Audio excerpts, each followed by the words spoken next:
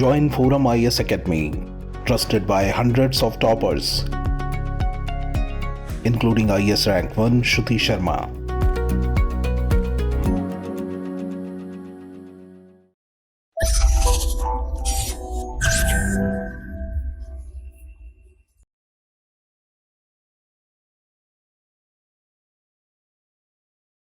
Hi, my name is Krishnan. Today I'll be doing the Hindi news analysis. These are the 5 articles that we have taken up for discussion, and finally we'll have previous year prelims questions discussion. So let us move on to the first article. This article talks about why women's reservation bill, reservation for what, to get into parliament, is the order of the day. So let us dwell into the article directly. So what is this article basically arguing? It is telling there is need for more political representation. So women breaking glass ceiling of patriarchy in every sector. So wherever you see women. Women are doing well in sports, women are doing well in IT, lot of women scientists are coming. But what? In politics alone, women are not able to perform well. Why? Because she's not given chance at all. Only if she's given a chance, she'll perform well, right? She's not given a chance at all, how will she perform? So this is a very important term, glass ceiling. Keep this term in mind. This is a sociological term. What does this mean? Glass ceiling means there is an invisible ceiling over a woman's head over which she cannot grow at all. That is what this term glass ceiling means. So when you are writing any answer, you should use this term glass ceiling. So this glass ceiling is there in every sector, be it IT, be it bank, be it entertainment industry, everywhere this is there, but women are able to break it in those industries. But what is happening in politics, it is very challenging. Next, they are telling women got early suffrage. What is early suffrage? Suffrage means the right to vote. That India easily got. India got early suffrage. Indian women got the right to vote in 1947 itself. When did American women get the right to vote?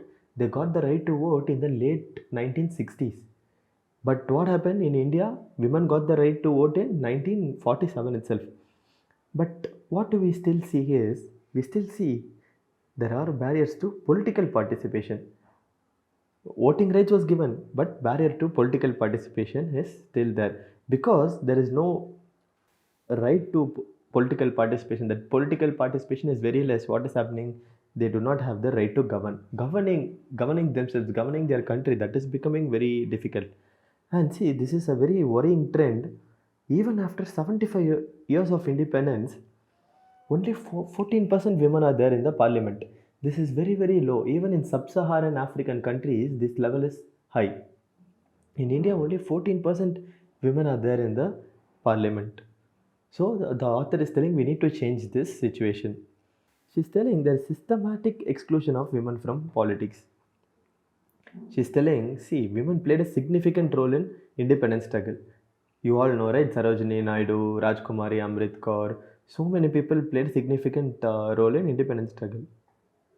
In Constituent Assembly also, so many women were there. Durga Bai Deshmukh and people like that. You see, even few years ago in Uttar Pradesh, West Bengal, Tamil Nadu, they all had very strong CM, chief ministers, right? Even men used to fear them. And at one point of time, the opposition leader in Lok Sabha, president of Congress and chair of UP and Indian president were all women. Who was the opposition leader back then? It was Sushma Swaraj ji. President of Congress and chair of UPA, Sonia ji. And Indian president, Pratibha Patil ji. So all of them were women. So independence struggle women were there, Constituent Assembly women were there, and important chief ministers, important positions in the national politics. All these things women are leading, but proper political participation for women, men are creating hindrances. So we'll see what are the chronologically we'll see how women's representation started. So women's representation from pre-independent day itself it started. Even Gandhi was a vociferous advocate of women's rights. In 1955, government appointed a committee. In that, what they said 10% reservation you give for women in both parliament and state legislature. because if you don't give reservation for women, they will not be there at all, because men are creating a lot of problems for women. But nothing came out of it. And again in 1980, women's associations started demanding, and the movement got some momentum for reservation for women. Then the national perspective plan for women 1988, it also said give 30% reservation for women in all elected bodies across all levels. You give them reservation like that. This national perspective plan for women said. So keeping that in mind, and again something called as national policy for empowerment of women, they also said the same thing. 30% reservation for women you give across all tiers of political engagement. But what they did in 1993 Panchayati Act, 33% reservation for given, but it was given only in local government bodies, that is in Nagar Panchayat, ward councillors, Gram Sabha. Only in those places 33% reservation was given. But women were so actively involved in it, and the 33% reservation became very successful, that women's movement and others started telling you give the same thing for women in state legislatures and parliament. So what happened in 1996? Women's reservation bill was introduced in Lok Sabha. Women's reservation bill was introduced in Lok Sabha. What did they demand? One third reservation of seats, that is 33%, were in Lok Sabha and state legislatives. But then what happened? Few parties they opposed it very strongly, so this bill was not able to be passed. Then what happened? Again momentum in 2000. What happened in 2010? The bill was passed in Rajya Sabha itself. So it was at this that time there was a very iconic photo. Brinda Karat from CPIM, Sushma Swaraj from BJP, and Sonia Gandhi. They all came together and clicked photographs. They are telling this is above party needs. This is for the nation. This is for the women of our country. Like that they said. But what happened? It lapsed in Rajya Sabha and it was not passed in Lok Sabha. So what we should do now is we should see global examples. Globally, what is happening? Scandinavian countries, women are outperforming men. So what they are doing in those countries is they are having policies and governance structures that are supporting gender equality and women's empowerment. So how this empowerment? They are given political and leadership positions. That is, they are given proper representation. So what we are seeing is these countries which are led by women, they are having the best policies when it comes to politically running a country, and governance practices also they are very good. And shockingly, there's a country called Rwanda. You should read about this country. In this country, what happened? This is a African country, and within these two tribal people, Hutu and Tutsi, they fought with each other and they killed each other. So it was a very infamous genocide. But now women are leading this country, and what is happening? They are becoming a very fast developing nation. What these women leaders are doing? They are bringing in a lot of reforms. Hate and all is going off in that country, so they are doing a very commendable job. And you see what Norway did in 2003. 40% of seats on corporate boards they are reserved for women. So in private institutions itself, 40% seats are reserved for women. So finally, 75th year of independence, we are celebrating it as Amrit Kal. So what is Baba Sahib Ambedkar has told about women empowerment? He is telling if a community is progressed or not. How I will tell? I will measure the progress the women have achieved in that community. Then I will tell if this community, if this society is developed or not. But what we see, we are very, very far away from that benchmark. So finally, women are saying, no, no, we cannot wait any longer. Time for action is now. Now we need to act. And they are telling, we want to come to this leadership position not just to govern ourselves, but for common good. If everybody has to become good leaders, women should be given leadership position. And if you're still not giving them the opportunity for political representation, then they are telling this is injustice only. And finally, what they are telling, see, it has been 75 years of independence.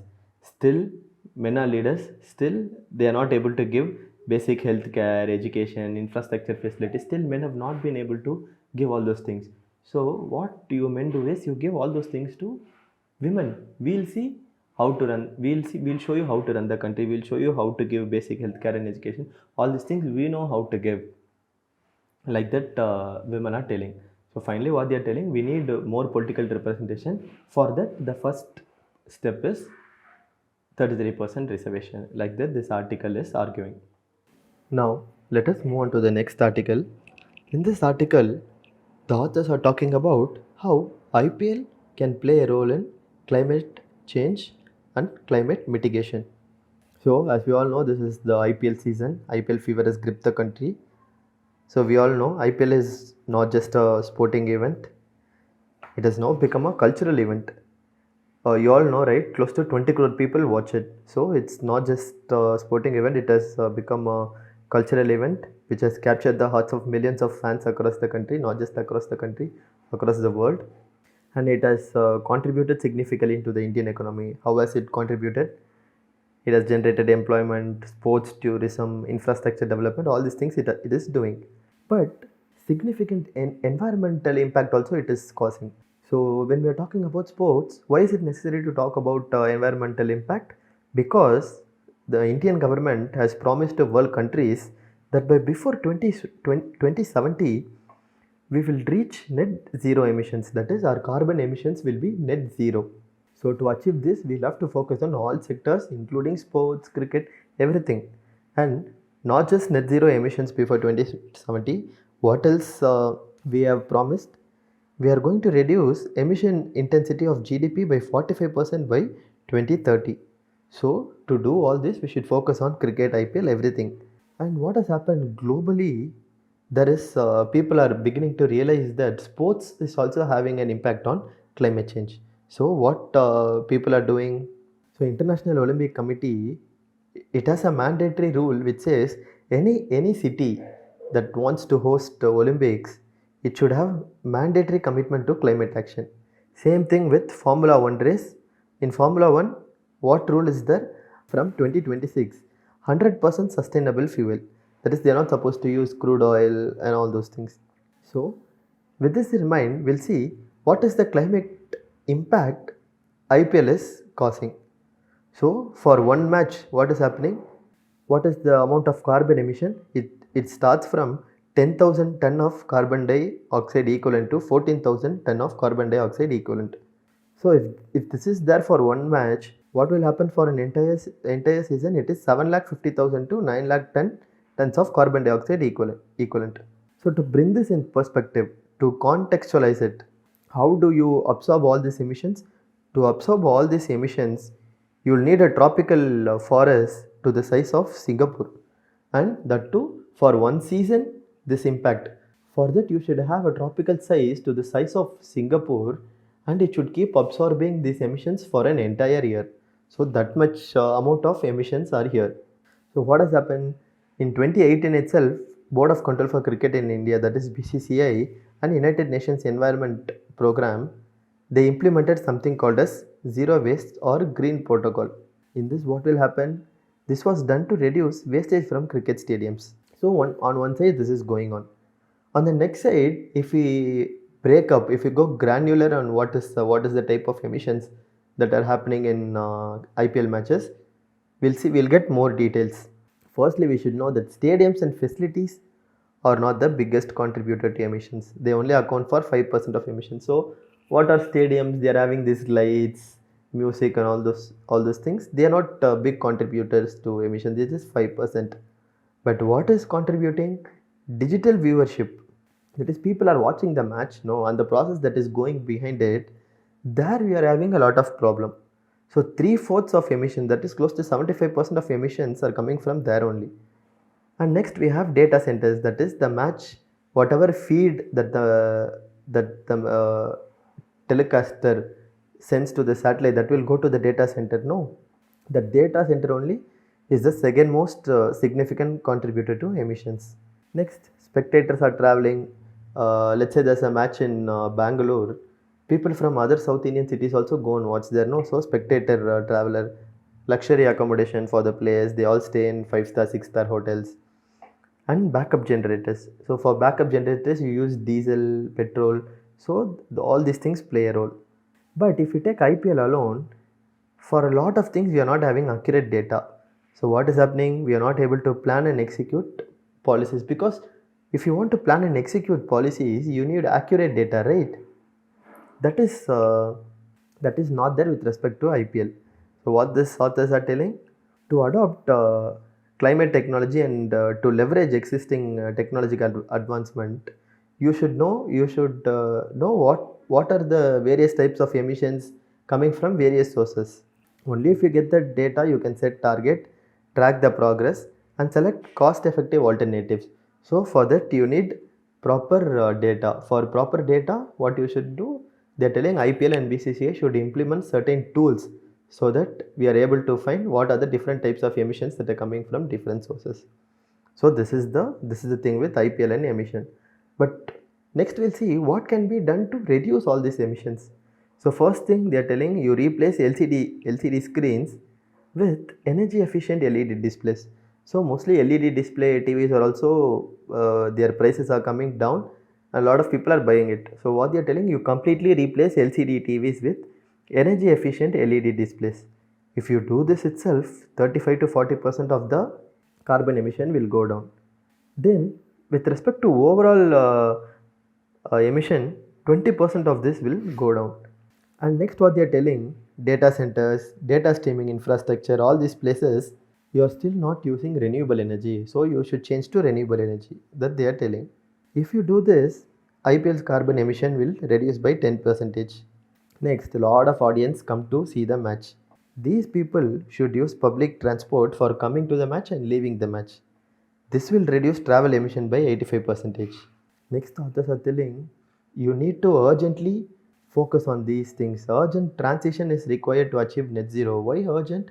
Because already global temperatures have gone beyond 1.1 degrees Celsius above pre-industrial levels. So already 1.1 has been breached. You see this February 2023, for the past 123 years, this February is the hottest February. And you see, climate change is even affecting cricket. What is happening? Changing weather patterns are affecting players, spectators, and ground conditions. Why is it affecting spectators? See, if you want to go and watch a test match, you should be able to go and sit there and watch. No, if the sun is so hot, if global warming is taking place, how will you go there, sit and watch? So MCC, it set up a committee. MCC is the Melbourne Cricket Club, which is in England. So what they are telling is climate change is altering the sports landscape. Yes, it is changing. How it is changing? It is impacting the length of cricket season. Earlier, if it is summer also, we can play, but now in summer, we can't even step out of the home, right? So it is impacting the length of cricket season. And it is disrupting the playability of pitches. Pitches also, it has grass, it is living thing only, no? If the sun is too hot, how the pitch will be perfect? There will be problems with the pitches also. And next, very important, in North India, you'll have heat waves and all, no? That will affect the players. And air quality is going down. All these things will affect players' safety. So players cannot stand there and play because of heat waves and all those things. So finally, what they are telling, IPL is a huge brand. So they need to promote awareness about environmental problems, and they need to encourage a healthier and sustainable lifestyle. So through players, they can do all these things. So just like to have a great match, even achieving net zero requires team effort. So one player should bowl well, one player should bat well, and one person should field well. Like that, this needs a multi-sectoral approach. Only then we can achieve net zero. So this was a very interesting article. I hope you all understood it. Now let us move on to the next article. This article is about USA's economic policies and what is happening in the world of international economics. So who is this person? He is Jake Sullivan, the National Security Advisor for the US President Joe Biden. So why is it in news? Because he has talked about the United States international economic policy. So he's talking about the United States international economic policy, and see, he's using a very important term. He's telling USA is looking to de-risk and not decouple from China. So what is decouple? Decouple is like completely stopping your relationship with China, and de-risk means there are certain areas that are risky and contentious. Those areas we are looking to work on and not decouple. So this is a very important term. He's telling USA looking to de-risk and not decouple. So keep this word in mind. And then he highlighted, he's telling there's a need to do World Trade Organization reforms. So since the 90s, there has been not much reforms, and he's telling now we need to reform it because earlier it was based on tariff reduction. Tariff reduction means developing countries, underdeveloped countries, they got tariff reductions to developed countries like US, right? So he's telling those days are gone. Hereafter, WTO will not be based on that. We need reforms in WTO, like that he's telling. And he's telling new paradigm. What is the new consensus, new idea that we have? The new idea that we have is we are going to work with our allies to build manufacturing capacity in key sectors. And then he's telling we'll work on supply chain management. Why? Because during the pandemic, what happened? Supply chain was severely hit, right? So now US is telling we are going to work on supply chains that can withstand shocks. How the shocks will come through climate change, wars, pandemic. So he's telling we are going to work on manufacturing, and then we are going to focus on supply chain. Next, he's telling in the future there are a lot of challenges for us, and we are going to focus on those things. What are the challenges he's telling? He's telling we need to create diversified jobs with resilient supply chains. We are looking for investment for clean energy transition. Is not just telling it is clean, but just means with justice. Next is telling we'll focus on sustainable economic growth, and we need agreement on corporate taxation because corporates pay very little tax. So we are not sure, we don't know how to tax them. So he's telling we'll have to focus on those things, and then we'll have to focus on labor and environmental standards, and we also need to create and support jobs that are supporting middle class. So he's telling we will focus on these things. And then he spoke about Inflation Reduction Act. In fact, he spoke very positively about it. So what is this Reduction Act? Using this, they'll build a clean energy manufacturing ecosystem. So Inflation Reduction Act means with that act, it is used to build a clean energy manufacturing system. Then he's telling the supply chains that we are creating, what we are going to do, we are going to extend it to Europe, Japan, from North America. So from North America, we are going to start the supply chain link. It will extend to Europe, Japan, and to other countries also. And he's telling when it comes to export control, he's telling we will not give technologies that could tilt military balance. So it could be anything. It could be arms. It could be softwares related to cyber attacks. So he's telling in those areas we'll have strict export controls. We will not export all these technologies to other countries. Next is telling the US is not looking for control or confrontation, and competition also we want to manage it. We want to work together with China wherever possible. And he's telling we are not just working with advanced countries, we are working with emerging countries like India, Indonesia, Angola. And see, we are working from everything from hydrogen to semiconductors. All these places we are working with this developing emerging countries. Next is telling we only want reforms. We are not against WTO.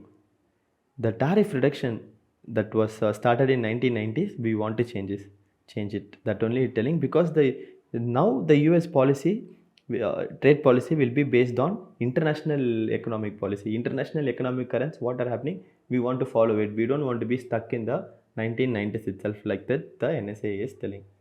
Next, what he told that the Biden administration is looking to advance worker rights, and they are negotiating with European Union on steel and aluminum. What they are negotiating? They are negotiating for a trade deal that will tackle emissions and overcapacity that are the perennial problems of steel and aluminum industries. So next, what they are doing?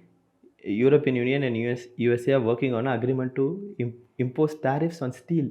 Why tariffs on steel? Because China is the largest manufacturer of steel, and if China is exporting everything to European Union and United States, that is unfair trade practice, right?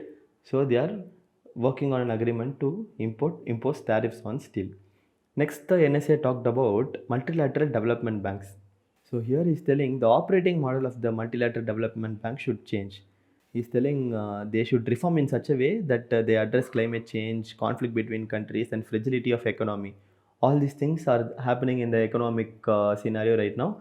So these multilateral developing banks, like particularly, especially World Bank, is telling they should reform themselves to address these challenges.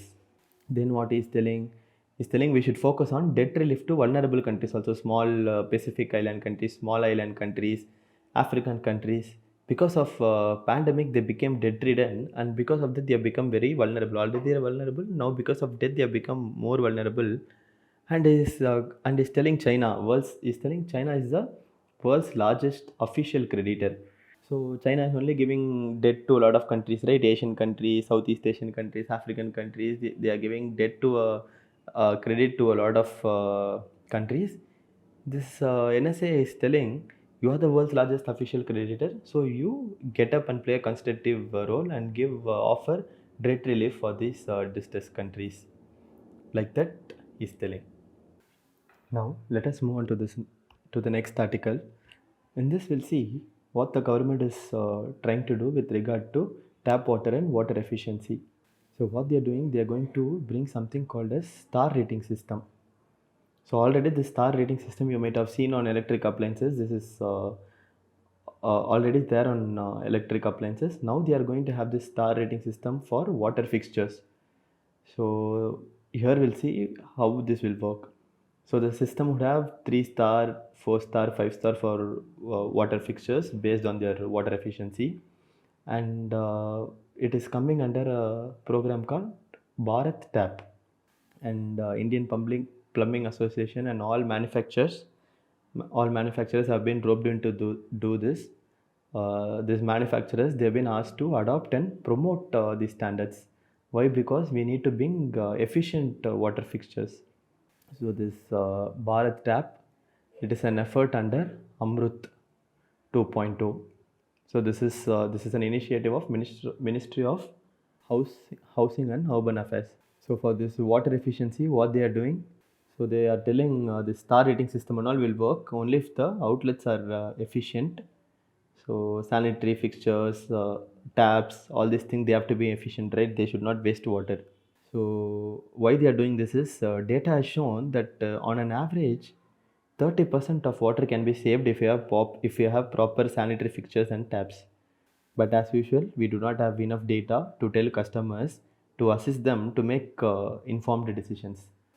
So here it is telling we need to start quantifying how much water is wasted when we are doing each activity, and how it adds to the overall cost of water.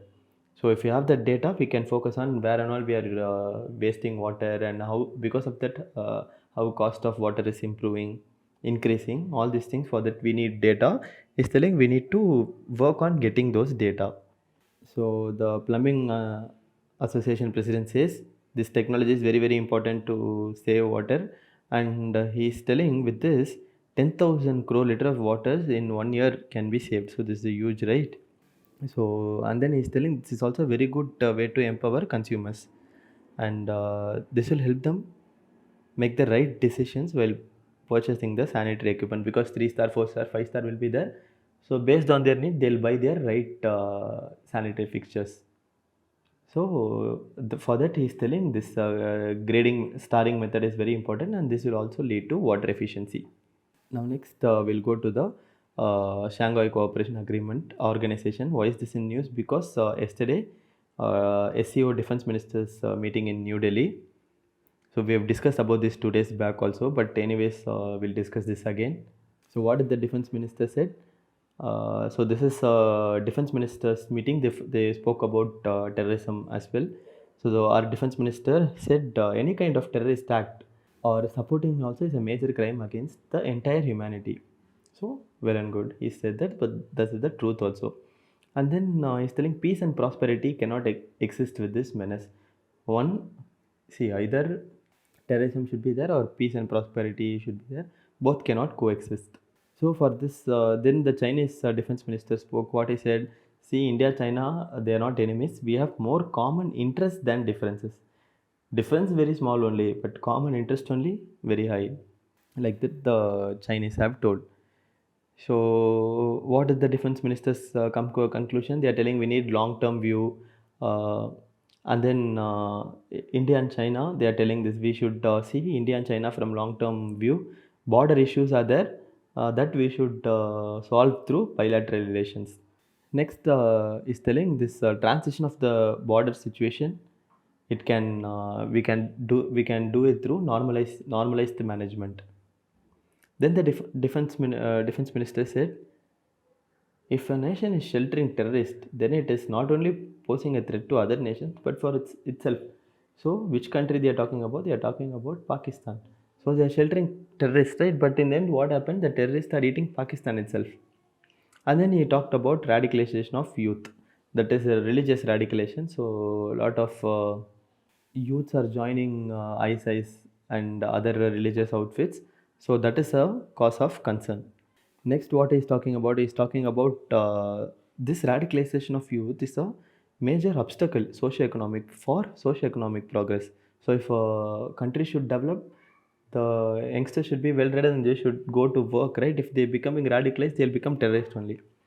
Then he's telling India is committed to building the defense capability of all SEO members, because he's telling only when a secure, stable, and prosperous region is there, that will only improve the quality of life of people of each nation. And then the ministers, all ministers came, right? They discussed common concerns, what are all very common to them: regional security, international security, everything they discussed. So have a look at this map. So these are the member states. You'll have to by heart. These are the observer states, and these are all the guest attendance dialogue partners. So you should remember these two things, these two countries. Then our defense minister says, what India wants, it wants regional cooperation which respects the sovereignty and territorial integrity of all member states. This is addressed to China, because sovereignty and territorial integrity, they are disturbing, they are causing problems in border areas. Next, he talked about food security. Surprisingly, security means we just think internal security, external security, but he's telling food security is also very important because large part of the world is going through this. Then he told the member countries, you bring this food security also under the integrated plan. What we are discussing, you bring food security also under it. Then member nations, they arrived consensus. That is, they agreed on a lot of things. They told they'll cooperate on terrorism, security of vulnerable population, as well as HADR. What is HADR? Humanitarian assistance and development disaster resilience.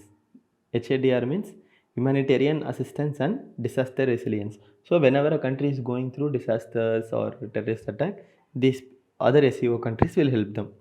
And then what Russian counterpart said, he's telling in Make in India, he talked about India's Make in India initiative, and he told we want to focus more on that. We want to give more impetus to that. Then he acknowledged the unique, long-lasting, and time-tested relationship between India and Russia. So we have a very long, unique relationship, which is time-tested also. So he's telling this is a testimony to India-Russia relationship. So these things happened in ACO meeting yesterday. So all these countries, the defense ministers came, except Pakistan. He attended it virtually. He did not come because it is in India. So you know, right? Pakistan will do all these silly things. So the Pakistani defense minister did not attend. So now let us go to the final part of the session. This is the previous year question. Regional Comprehensive Economic Partnership. Have you heard of it? This is in the news. This used to be in the news. So this is in the context of affairs of a group of countries known as ASEAN. So India, Australia, New Zealand, all these countries along with ASEAN, a free trade agreement was planned. That was only called Regional Comprehensive Economic Partnership.